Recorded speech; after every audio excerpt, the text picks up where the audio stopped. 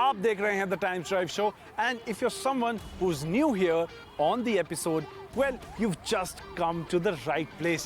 आज के टाइम पे जहां लगभग हर हफ्ते एक नई कार, नया वेरिएंट, नया मोटरसाइकिल, नई स्कूटर लॉन्च होती है, वहां इन सब एक्शन को ट्रैक करना काफी डिफिकल्ट हो सकता है. बट घबराइएगा नहीं, because you've come to the right place. At Times Drive Show, we bring together the finest of the Indian automotive action packed into one episode.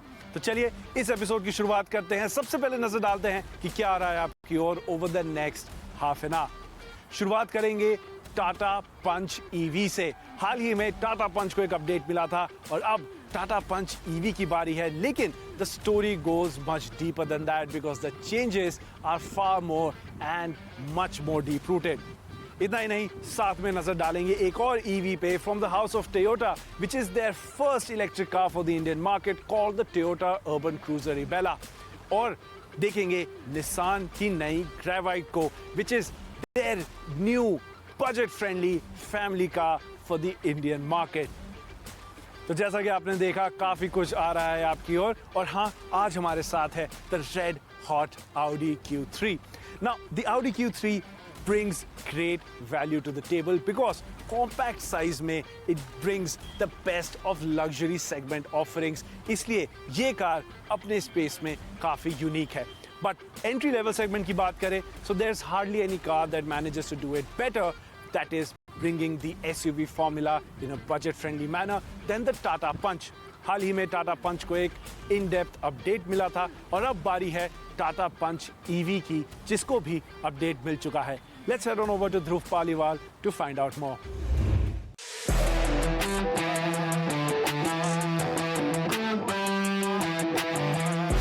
अब ये है टाटा पंच ईवी फेसलिफ्ट. ये जस्ट अभी India में launch हुई है at an introductory price of 9.69 lakh rupees. आखिरकार इस फेसलिफ्ट में बदला क्या है? That's what we are going to be finding out today. Hi, my name is Dhruv Paliwal. You are watching Times Drive. Let's get rolling. So let's talk about the design of the Punch EV facelift. First of all, I have to say this: the car looks really good in red. जो yellow colour है, launch colour है, वो भी अच्छा लगता है. बात करूँ इस बॉनेट की तो काफी फ्लैट सिंपल सा बॉनेट है with this accent right here, gives it a bit of character. And जो बीच का डिस्टिंक्शन है between the bonnet and the bumper काफी थिन है, सिग्निफाई करता है ये काइंड ऑफ ईवी है with these slim LED DRLs right here, giving it a sort of character. So now on the side I am gonna first start with the fact the tires over here are giving this car a good stance. What you see over here is a 195/60 R16 tire. It's from Apollo and the design, it looks really nice. Cladding की अगर मैं यहाँ पे बात करूँ तो काफी thin cladding दी गई है wheel के ऊपर, which is a new touch. So we are seeing many new design changes on this car which we do not generally see in cars in real life. Now let's move to the back and see यहाँ पे क्या changes हैं. यहाँ पे अगर आप आएंगे, थोड़ा सा dark area, so bear with me, but you've got this connected LED bar right over here. Flattish boot है, थोड़ी सी रेक विंडस्क्रीन है. पंच ईवी की आपको यहाँ बैजिंग मिलती है. I really like this blacked out piano black finish over here, gives some texture to the back of the car. Texture की काफ़ी कमी रही है आगे डिज़ाइन में सिंपल लगाने के लिए, बट यहाँ से थोड़ा सा गाड़ी में जिसे कहेंगे एक मसाला, एक तड़का ज़रूर लगा दिया गया है. टाटा का लोगो भी यहाँ पे सही लगता है. एंड इन सब चीज़ों के साथ अब चलते हैं इंटीरियर में, देखते हैं वहाँ पे सिचुएशन कैसी है. अब हम टाटा पंच ईवी फेसलिफ्ट की फर्स्ट रो में आ चुके हैं. एंड यहाँ पे अगर मैं डिज़ाइन की बात करूँ, काफ़ी फेमिलियर हैं चीज़ें. आपको ये टाटा का फेमिलियर डिज़ाइन स्टीयरिंग व्हील देखने को मिलता है विद दिस सेंटर सेक्शन, जहाँ पे आपको टाटा का लोगो भी देखने को मिलता है. पियानो ब्लैक फिनिश है, साथ ही साथ वाइट एंड ग्रे कलर की यहाँ पे आपको लेदरेट मटेरियल देखने को मिलती है. स्टीयरिंग व्हील पे काफ़ी प्रीमियम फील होता है. डैशबोर्ड पे भी एक सिमिलर सीन है, यहाँ पे ग्रे, यहाँ पे वाइट, ग्रे. तो यहाँ पे टाटा ने बहुत ज़्यादा डार्क कलर्स नहीं यूज़ करे हैं, लाइट कलर्स का भी यूज़ किया to give a good sense of space inside the cabin. अब मैं पंच ईवी फेसलिफ्ट की सेकंड रो में आ चुका हूँ. एंड यहाँ पे सीट्स की बात करूँ, similar levels of comfort feel होते हैं. बेंच जो है अच्छी खासी फ्लैट है एंड दैट मीन्स कंफर्ट यहाँ पे is good. There is a slightly raised floor. EV है, ऑब्वियसली नीचे बैटरी पैक है, तो वो फील होता है आपको लेग्स में कि पैर थोड़े ऊंचे हैं. But I think Dev engineered the seats well, क्योंकि जो अंडर थाई सपोर्ट है उसकी वजह से वो मेरे को यहाँ पे कॉम्प्रोमाइज्ड फील नहीं हो रहा.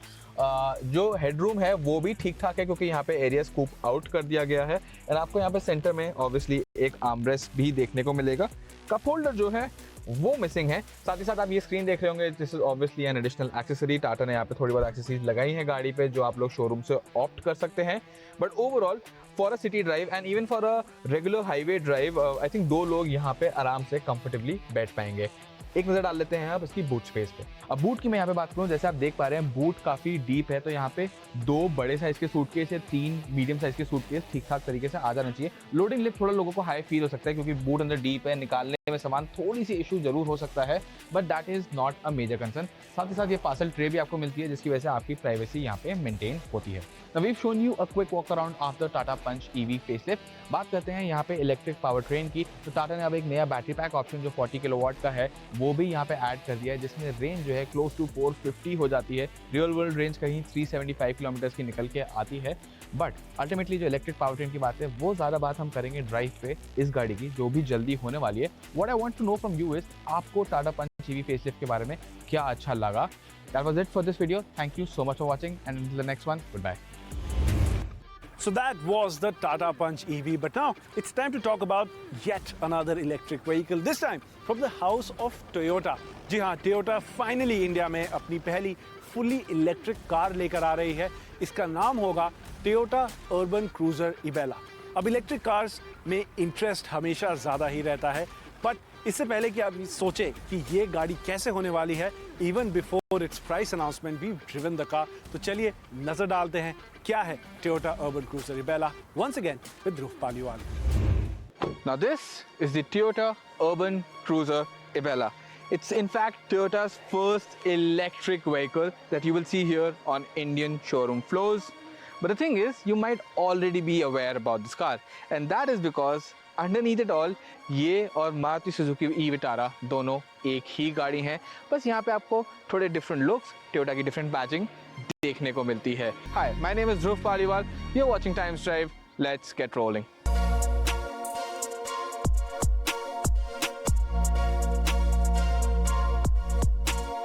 So, what's new in the Toyota Urban Cruiser Ibella? अब मैं यहाँ पे सबसे बड़े चेंज की बात करूँ तो वो है ये दिस फ्रंट एंड डिज़ाइन। अब मेरी ओपिनियंस e-Vitara के डिज़ाइन के बारे में क्या थी वो तो आप उस रिव्यू में चेक कर सकते हैं, बट मैं यहाँ पे ये ज़रूर कहूँगा it's a really good looking design. This car also reminds me of the Toyota Prius. The Prius in its current gen is a very good looking car, and the fact that this car reminds me of that, I think that is an added plus in my book. ये design एक Indian car के लिए काफ़ी fresh भी है recent times में, क्योंकि इस टाइप के डिज़ाइन ज़्यादा देखने को नहीं मिलते हैं। अब यहाँ पे साइड में क्या बदला है, टू बी रियली ऑनेस्ट ज़्यादा कुछ नहीं, इनफैक्ट कुछ भी नहीं। Finally at the back what's changed over here, not a lot. You see this lighting element over here, it looks like a connected element, looks the same as the e-Vitara, but on the Toyota Urban Cruiser Ibella you've got this lighting signature which is a little different than what you find on the e-Vitara. Lastly, obviously Toyota badging, Urban Cruiser Ibella, that is pretty much what the Urban Cruiser Ibella looks like. Honestly, to me, on all fronts, it's a better looking car than the Maruti Suzuki e-Vitara.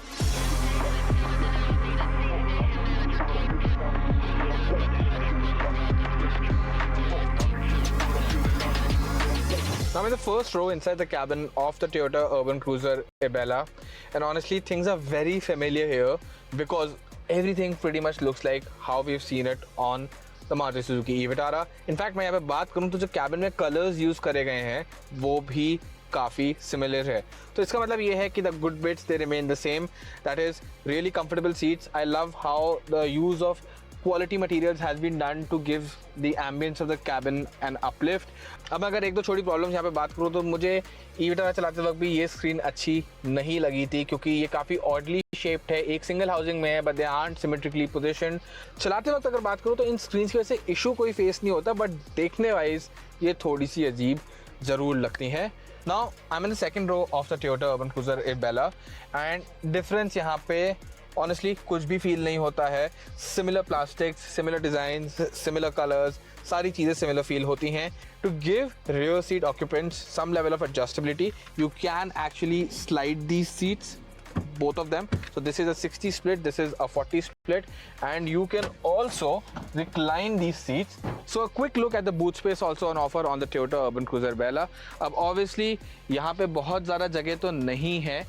You've got this entire area over here underneath the boot which houses your charger, and I think it is what it is a full size spare wheel, so that is good. But what becomes the problem is now the boot space. I would say that I have got about 3 cabin bags that I can fit over here in the back with a couple of small bags over on top. उससे बहुत ज़्यादा space यहाँ पे नहीं है, so boot space will be a bit of a compromise in this car.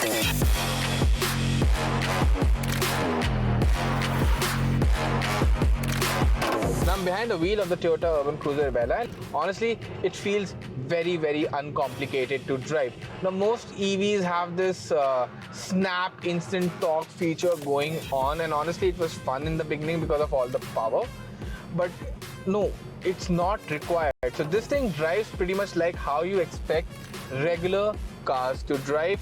The torque, yes, if you put your foot down, there is a lot of it available, but if you want to drive calmly, gently, well, it allows you to do so. So what happens is when you're trying to get a quick overtake done and you give the throttle a little bit of input, generally EVs में एक झटका सा लगता है, वो यहाँ पे नहीं feel होता. So in that sense, I think the response of the electric motor has been calibrated really well. Now, जब मैंने e-Vitara चलाई थी ना, वहाँ पे I only drove it on highways majorly. खराब गड्ढों पे ज़्यादा चलाने का ऑप्शन नहीं मिला था, and the suspension seemed quite good for that. यहाँ पे भी over regular roads it feels really good. But जहाँ गड्ढे थोड़े ज़्यादा हो गए, जहाँ स्पीड ब्रेकर्स थोड़े बड़े हो गए थे, वहाँ पे एक सर्टेन लेवल ऑफ स्टिफनेस जरूर स्टार्ट हो गई थी फील होनी. अब मैं स्टीयरिंग की मैं बात करूँ तो you got this quirkier like element. मेरे को अच्छा लगता है देखने में भी, एंड ऑनेस्टली चलाने में भी यहाँ पे बहुत ज़्यादा कोई डिफरेंस फील नहीं होता. अब अगर कॉर्नर्स में बात करें, so the steering gives you confidence. Lower speeds पे it feels nice, it's easy to use, बहुत ज़्यादा हैवी फील नहीं होता. Higher speeds pe you know what the wheels are kind of doing. Now the driving manners of the Toyota Urban Cruiser Bella are quite good. You've also got this new style of rotary shifter over here. It takes a little bit of getting used to, but honestly once you do, and this is the only car that you drive, it's going to feel natural. But मेरी एक complaint definitely अभी भी यहाँ पर है. If I have to change the region settings, you've got 3 different levels of region. I have to go into the screen, and for that I have to first come to a stop, which is not really convenient. साथ ही साथ आपको driving modes भी मिल जाते हैं यहाँ पे. So you've got sport mode, you've got an eco mode, and you've got your regular mode. I think driving this car in regular mode is good enough on its own. अगर आप sport ला देते हो तो आपका throttle response है वो थोड़ा सा urgent हो जाता है, and उसकी वजह से there's a peppy feel in how you drive this car. But overall, I think I have to say this, that the Toyota Urban Cruiser Bella is one of those EVs that drives like a regular car, and I think that's a really understated quality that deserves to be highlighted. So those were my first driving impressions of the Toyota Urban Cruiser Bella. I love the way it drives and how your urban commutes just become easier by driving this EV. As an EV, it's not trying to be very shouty, and instead is trying to fit into your lifestyle by being a practical car to drive. Yes, the suspension might feel a bit stiff over really broken roads, so that is one thing you will have to keep in consideration. But otherwise also, I think the features and the quality of the interior on the inside feels good enough that this car can do your everyday grind and even those road trips that you like to take. So if you're looking to spend all that money on an EV, I think the Toyota Urban Cruiser Bella will work well for you.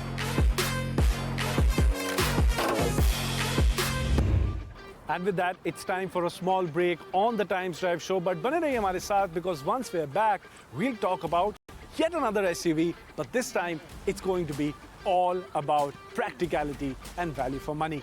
Stay tuned.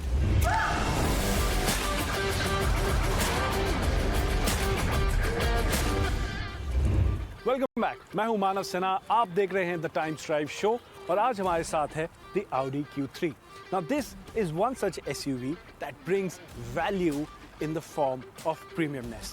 But value offer करने का एक तरीका और है, और वो है ढेर सारी practicality. And on that front, Nissan has come out with a new car for the Indian market. It's called the Nissan Gravite. Let's take a look at what it's all about. अगर आप एक 7 seater car की तलाश में हैं तो आपकी list में एक और ऑप्शन ऐड हो चुका है। जी हाँ, the Nissan Gravite has just been launched in India at an introductory price tag of ₹5.65 lakh rupees. Hi, my name is Dhruv Paliwal. You're watching Times Drive, and let's take a quick walk around the new Nissan Gravite and find out what it's all about. अब start करते हैं Nissan ग्रेवाइट के design के साथ and यहाँ पे आपको traditional Nissan design देखने को मिलता है। बात करूँ अगर बॉनेट की तो it's a short bonnet and यहाँ पे आपको ग्रेवाइट की बैजिंग बिल्कुल सामने की तरफ देखने को मिलती है। काफी माचो वाली फील देने की कोशिश करी है यहाँ पे। अब अगर साइड से यहाँ पे बात करें तो आपको जो रूफ लाइन है वो यहाँ से एकदम ऊपर जाती हुई एंड बिल्कुल सीधे की तरफ पीछे राइज करती हुई दिखेगी। ट्रेडिशनल एमपीवी लुक्स हैं। चलिए स्टार्ट करते हैं आगे से जहाँ पे हमारे को इसका व्हील देखने को मिलेगा। Now you've got this wheel here which is actually a steel wheel and it's been stylized basically ऊपर से एक कवर टाइप का लगाया गया जिसके वजह से इसको ये डिजाइन यहाँ पे मिलता है। अब अगर साइज की मैं यहाँ बात करूँ तो it's a 185 section tyre with a 65 profile and a 15 inch rim and again ये ऑरेंज एक्सेंट देख रहे हैं। This is limited to the limited launch edition of the Nissan Gravite. Let's come towards the back. You get this nice chunky ORVM over here. Smooth surface है, बहुत ज़्यादा lines का use यहाँ पे नहीं मिला है तो ये डिज़ाइन एज तो ढंग से करने वाला है। पीछे की तरफ आएंगे तो आपको ये थोड़ी सी यहाँ पे decals भी देखने को मिलते हैं। Now as you can see this particular version of the Gravite, it's got some lifestyle accessories on it and ये सब चीज़ें उसी का पार्ट हैं। इसी के साथ देखते हैं पीछे कैसा डिज़ाइन है। अब हम गाड़ी के पीछे की तरफ आ चुके हैं। यहाँ पे काफी फ्लैट बूट सरफेस देखने को मिलता है। बहुत ज्यादा रेक नहीं है रियर विंडस्क्रीन। एक सिंगल वाइपर भी यहाँ पे देखने को मिलता है। साथ ही साथ सेंट्रली आपको निसान का बैज देखने को मिलता है। ये एलईडी टेल लैंप्स जो काफी हॉरिजॉन्टली एलोंगेटेड हैं एंड ग्रेवाइट का बड़ा सा बैज आपको यहाँ पीछे भी देखने को मिलता है। अब क्विकली एक नजर डाल लेते हैं कि थर्ड रो सीट्स कैसी दिखती हैं। अभी इस गाड़ी के अंदर काफी सामान है इसलिए मैं घुस नहीं पा रहा हूँ वहाँ पे, बट मैं आपको पीछे से एक अंदाजा दे देता हूँ। फर्स्ट ऑफ ऑल यहाँ नीचे देखेंगे तो एक सीट निकली हुई रखी हुई है एंड दैट इज बिकॉज जो ग्रेवाइट की थर्ड रो है उसकी सीट्स डिटैचेबल हैं, पूरी तरीके से बाहर आ जाती हैं। आप देख सकते हैं यहाँ पे एक सीट लगी हुई है, दूसरी की जगह यहाँ पे सामान रखा हुआ है। So this is basically a very practical way to use the seats so that जब आपको ऑक्यूपेंट्स को बिठाने के लिए सातों सीट्स की जरूरत है आप सातों सीट्स लगा सकते हैं एंड अगर आपको सामान रखना है तो आप सीट्स निकाल के सामान भी यहाँ पे रख सकते हैं। So if you are talking about luggage carrying capacity, अगर आप यहाँ पे पीछे वाली रो को लिटा देंगे देन यहाँ पे काफी सारी जगह जनरेट हो जाएगी and if you need even more space then you can take both of these seats out, leave them at home, take whatever stuff you want to carry, drop it where you want to drop it, come back and then reinstall the seats. Now we're in the first row of the newly launched Nissan Gravite and for a second ignore these bits because these are additional extras that you can get from the showroom. We're going to talk about what the first row over here feels like. पहले अगर बात करूं तो seat comfortable feel होती है यहाँ पे। बहुत ज़्यादा बड़ी नहीं है बट मेरे साइज के लिए काफ़ी कंफर्टेबल फील होती है। साथ ही साथ Nissan has done a premium touch over here by giving a suede material on the seat. Gravite की यहाँ पे अच्छी बात यह है कि काफी सारी स्टोरेज आपको यहाँ देखने को मिलती है। या सेंट्रल एरिया में काफी बड़ा सा एरिया है स्टोरेज के लिए। यहाँ पे 2 कप होल्डर्स की जगह है, यहाँ पे एक एयर प्योरीफायर उसमें फिट किया गया है, यहाँ पे एक वायरलेस चार्जर दिया गया है, यहाँ पे भी एक जगह है आपको अपना सामान रखने के लिए। साथ ही साथ ग्लव बॉक्स जो है काफी बड़ा है। It's a cooled unit same as here, जो यहाँ की भी यूनिट है वो कूल्ड है and obviously you got a lot of space in the doors. अब मैं निसान ग्रेवाइट की यहाँ पे सेकंड रो में आ चुका हूँ। काफी फ्लैट सीट है यहाँ पे। अगेन जो स्वेड मटेरियल की मैंने आगे बात करी थी उसी टाइप का मटेरियल यहाँ भी सीट पे देखने को मिलता है। साथ ही साथ मैं अगर बात करूँ तो despite this being a small MPV it doesn't really feel claustrophobic and I think one of the big reasons is Nissan has used bright colors with a mix of dark colors and जो window area है वो भी यहाँ पे काफी बड़ा है। साथ ही साथ अगर सेकंड रो पैसेंजर्स के कंफर्ट की बात करूँ तो आपको डेडिकेटेड एसी वेंट्स यहाँ पे देखने को मिलते हैं बट अगर एक आर्मरेस्ट चाहिए हो तो वो मिसिंग है। Now with all of that out of the way, let's take a quick look at the engine in the Nissan Gravite. यहाँ पे आपको एक 3-cylinder 1 liter naturally aspirated petrol engine देखने को मिलता है जो 72 PS और 96 Newton meters बनाता है। ट्रांसमिशन की बात करूँ एक 5-speed मैनुअल ट्रांसमिशन है एंड एक 5-speed AMT भी देखने को मिलता है एंड बहुत ही जल्द निसान ग्रेवाइट में आपको CNG का भी ऑप्शन देखने को मिलेगा। Now that was a quick walk around of Nissan's latest car, a 7-seater MPV, the Nissan Gravite. What do you think about it? Let us know in the comments below and thank you so much for watching. And with that, we've come to the end of this edition of the Times Drive Show. उम्मीद है आपको हमारा episode पसंद आया होगा. अगर कुछ कहना चाहते हैं, कुछ बताना चाहते हैं या हमारी टीम के साथ जुड़ना चाहते हैं तो टाइम्स ड्राइव के सोशल मीडिया हैंडल्स पर हमें रीच आउट ज़रूर करें. And if you're planning to buy a new car, a new motorcycle, a new scooter, or perhaps something as exquisite as the Audi Q3, make sure you visit timesdrive.in because that is where you'll find all the necessary information to make an informed purchase. With that, मेरा समय आपके साथ इस हफ्ते के लिए यहीं समाप्त होता है. मैं मिलूंगा आपसे same time, same place, only on the Times Drive Show next week.